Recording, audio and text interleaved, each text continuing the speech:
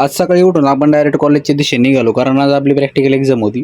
तर निघालो आपण, आपल्या गाडीत पेट्रोल भरायचं होतं. आपण पेट्रोल पंपावरती आलो, इथे इतकी गर्दी होती भावांनो. इथं आपले 10 मिनिटं गेले, तर आपल्याला आता गरज उशीर झाला होता. म्हणलं की लवकर कॉलेजच्या बाहेर पोहोचलो, तिथे मित्र भेटला. मित्र म्हणला की भावा चहा प्यायला जाऊ, कारण आपलं हे काय प्रॅक्टिकल थोडं पुढे ढकललं गेलं होतं. मग काय झालं, प्रॅक्टिकल चालू, प्रॅक्टिकल वगैरे एकदम मस्त झालं होतं भावांना. प्रॅक्टिकल संपवून मी आलो घरी भावांनो. आज खूप दिवस झाले होते आपण क्रिकेट खेळायला गेलो नव्हतो, तर आज ग्राउंडवरती आलो क्रिकेट खेळण्यासाठी. तरी ते मला एक मुलगा दिसला, तो आपल्या गल्लीतला UPSC करणारा मुलगा होता. तरी ते अभ्यासच करत होता.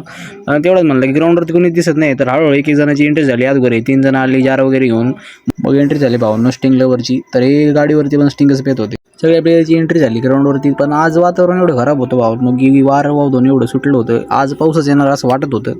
तेवढंच माझं लक्ष UPSCची तयारी करणाऱ्या मित्राकडे गेलं भावांनो. बघा कष्ट किती घेतोय आपला मित्र, UPSCची तयारी करत होता. मग काय भावांनो, मॅच चालू झाली आणि पहिल्याच बॉलवरती असला भारी छक्का पाडला होता. तुम्ही पाहू शकता, बॉल इतका वर गेला होता भावांनो की आम्हाला वाटलं बॉल हरवतो की काय. तेव्हा पंकजीची आम्हाला भीती होती, तेच झालं भावांनो. पाऊस आला, त्याच्यामुळे मॅच आपली बंद पडली. पण पावसाचा आनंद वेगळाच असतो, आणि हा आपल्या गावाकडचा पहिला पाऊस होता.